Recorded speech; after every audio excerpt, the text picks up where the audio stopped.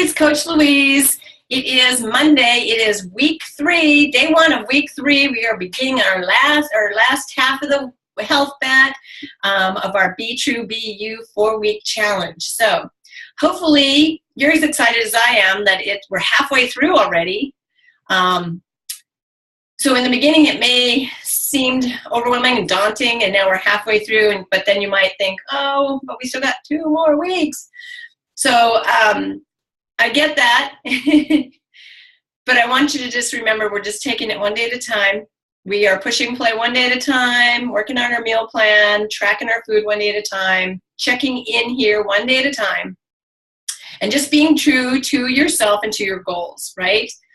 Okay, so with that, I want to make sure everybody remember the beginning of this journey. This was about becoming the person. It was less about achieving your goal, although I want everyone to get to their goal, but more about becoming the person who achieves that goal. So what does that mean? Again, that means I want you to become the person that starts thinking about what it is you're eating. Like, just every time you're going to make a choice, do I want this or do I want that? And if you're going to go for the unhealthy choice, is it worth it to me? Because we're not doing this perfectly. We don't deprive ourselves. I still love my pizza and my almond milk, coconut milk ice cream. I still love having red vines at the movie theater sometimes. We don't do it perfectly, and I don't think anybody should ever unless you have a serious issue around a certain food that when you eat that food, it triggers you beyond any reasonable behavior, right? Because some people have that. I understand that. I get that. If you have that food that you absolutely need to avoid 100%, identify that. Put it on your no-hit list. You are not going to have that, even if it's your treat meal day or you got to the end of the 4 weeks. And I always encourage somebody not to have a food reward, but sometimes you go out to dinner. If there you got a food like that, we need to remove that from the earth, from your world, right? Because like with me, I don't drink. I don't drink alcohol because I cannot process alcohol. And if I even have a little bit, it triggers something in me where I just continue drinking, and it is so not healthy for me, to the point of destroying my life. So I don't drink. I know that about me. So if there's something like that for you, then it has to get on the no-fly zone. It's off, right? You can't have that. But saying that, in life, we don't want to just totally deprive ourselves of everything. Like for me, I cannot have alcohol, not a drop, not a sip. I know that, and I'm okay with that. So, but when it comes to pizza, that's not the problem. I might overeat, have an extra slice that I shouldn't have had, but I know I'm going to be on track the next day. So identify that if you have that going on, and if you want to talk to me about that, that'd be great. Okay, so we're becoming the person that achieves the goal, the person that's going to make those healthy choices, the person that understands that you have a choice here of a healthy choice or an unhealthy choice, that you need to have some activity in your day, that pushing play for 30 minutes is going to be the best thing for your body, that when you're going into a week, you want to plan, prep, and pack, get your food kind of lined up. You don't have to do the whole week, but you need to have a couple of days under your belt, things you're going to have. And then you need to track your food if you're trying to reach a certain goal. So those are some of the tools that we're working on here. But then besides that, there are limiting beliefs that we have in our mind that drive us, that we don't even know are driving us. And speaking of driving, so here's how that can work. If you drive to work the same way every day, and you're on your way to work, and maybe you've got somebody called you and you've got them on your Bluetooth or whatever, and you're talking to this person and you're talking and you're just engaged in that conversation, you're driving to work, And then all of a sudden, there you are, parked at your work, and you don't even remember driving there. And because you've been on this phone call, or you've had an audiobook playing or something like that, then what's happened is, because the repetition of driving to work every day, subconsciously you have that this thing in your mind, and you don't even have to be aware of it, but it drives some action that you're taking. Same thing can happen if you have a limiting belief. Here's one for here. If you've done a number of health and fitness programs, and maybe you succeeded, but then you went back to your old ways. And you've done it over a number of times, or you could even done it once, but it's just caused such pain in you, such emotion attached to it, that there's this seed planted in your limiting belief, your subconscious mind, that you're not going to succeed. You're going to fail. You always go back to what you did, so you're always going to go back to what you did. So you might get your goal, but you're going to end up back where you were. If you have that, like if you have believed that before, said that to yourself, or you have some pain around an incident that is like similar to that, you may have that playing in your subconscious mind. And you may not consciously be thinking about that every day, but it may be driving your actions. So I want you to just fully engage here. And if you have something like that, I want you to ask yourself some questions. What are the obstacles that are keeping me from being this person that's going to live a healthy life one day at a time, that make this a lifestyle and not just something you're doing for a 4-week health bet?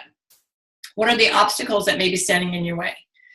I want you to be that person that when you get to the end of this 4 weeks and that you've achieved your goal, you can have that celebration, and then you don't get deflated. Like, okay, now what?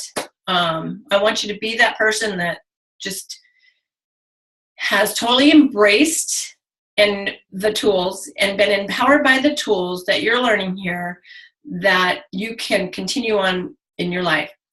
And if you surround yourself with people that are doing it, if you engage your family and your friends and talk to them about what you're doing, sharing with them, maybe getting some of them to start making changes in their life, that's going to help you. And then, so it empowers you with the tools to continue living happy, healthy, and hopeful one day at a time for the rest of your life. So this is the person that we're becoming, okay?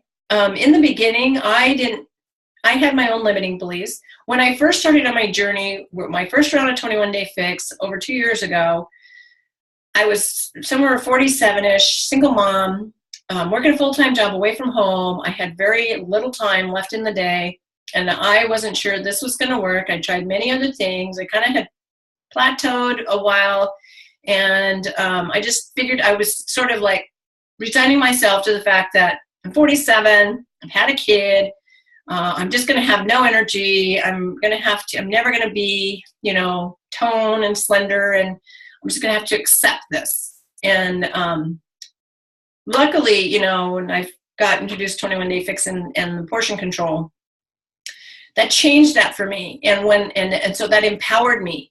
And I knew I could do this. And, it's like, I don't do this perfectly. I haven't done, along the way in the last 2.5 years, but, I have instilled in me that belief and empowered myself with the tools that have allowed me to continue doing this, for over 2 years. So it has crushed it for me because I have become that person. I have become the person who wants to live healthy. I know I'm a better mom, I'm a better worker, I'm a better friend, I'm better in every area of my life because of what I've become through this whole process. So I want you guys to get there. Also, if you get to the end of the 4 weeks and you haven't achieved your goal, maybe you want to lose 10 pounds and the scale tells you only lost 5, I want you to be okay with that, because the scale is not a true reflection of all the effort that you've put in here and all the changes that you have made physically, mentally, emotionally, and spiritually. We really have to embrace the whole deal here. And in embracing that, you become the person who achieves that goal, whether it's a number or it's that lifestyle, because, you know, ultimately what we're doing here is not getting to the number. What we're doing is changing our unhealthy habits to healthy ones so that we can live a lifestyle doing this. And in that process, maybe that number takes longer to achieve, but you will get there. And in the process, that number becomes less important. That's who we're becoming. If you feel like you're on shaky ground there, if you feel like you need some more one-on-one talk about that, I am so happy to talk to you. So reach out to me, send me a message, excuse me, and we can Zoom call. I'll be happy to meet you for coffee. Okay. Definitely want to make sure that you are facing those things, working around them, getting that inside change happening, and embracing everything that you're learning here so that you can become that person. So here's, I'm just going to read you something out of the Law of Pain. I mean, the 15 Invaluable Laws of Growth, and this one is the Law of Pain. So there's a quote, John McDonnell: every problem introduces a person to himself. I love that. Every problem introduces a person to himself. What an insight. Each time we encounter a painful experience, we get to know ourselves a little better. Pain can stop us dead in our tracks. Or it can cause us to make decisions we would like to put off, deal with issues we'd rather not face, and make changes that make us feel uncomfortable. Sound familiar? Pain prompts us to face who we are, where we are. What we do with that experience defines who we become. 15 Invaluable Laws of Growth, Law of Pain. And you can maybe Google Law of Pain, John C. Maxwell, if you want to read that over again and read it, you know, more in depth. I think that's powerful, because kudos to you guys for being here. And, you know, some of you have been with me for a little while, and if just recall back when you first started, this is uncomfortable change. This is something we may have put off for a long time. This is something we may have not wanted to deal with. Or again, we've tried them before, and this is yet another another diet, exercise program. It feels painful, and you may be sitting in that pain right now. I applaud you, because you are here and you are taking action, and you are becoming the person that is going to come out of this better. Be true, be you, be the best version of you. That is what we were doing here, regardless of the number on that scale, okay? The inside job is the most important that's happening here. You are going to lose weight. You are going to get healthy. You are going to feel better. Your clothes are going to feel better. You're going to have more energy. People around you are going to see the change in you far sooner than you probably will see it yourself. But hopefully you're feeling stronger and more energy, and just this, what I love is that we start here with physical fitness, but it becomes so much more. We do get empowered. We get stronger mentally. We start things that in the beginning we thought were impossible become possible. We achieve things, these little successes along the way that show us that, I think Autumn says it's not, strength does not come from doing things you thought you couldn't. It's from, no, strength doesn't come from doing the things that you thought were hard. Oh, I'm going to have to remember that. Strength doesn't come from achieving things. It comes from doing the things you thought were impossible. Something like that. So we take the impossible and we do it, and we get strong. I'm going to have to look that up and put it below. Maybe somebody can beat me to it. Okay, so I hope that helped, and I hope you guys are on this journey and really feeling that change going on inside. And if you are not quite feeling it, definitely please reach out to me, because I want to work with you, because I really want this to be more than just losing weight. Okay, truly I do. I want us to be gaining more than we're losing. All right, okay. Fixate, the cookbook, is the prize for this week. If you already have this and you're the winner, then I'll, let me know and we'll figure a different prize out for you. Okay, who's going to be the winner? Haha, Sonia Funaro Soto. I'm probably saying that wrong. I apologize. Sonia, you are the winner of the cookbook. All right, so I will get with you to get that to you. All right, everybody, have a great week. Keep staying engaged. Keep supporting each other. I'm going to try to introduce some things in this next 2 weeks to keep us revved up, amped up, and having fun while we're still getting fit inside and out. All right, everybody.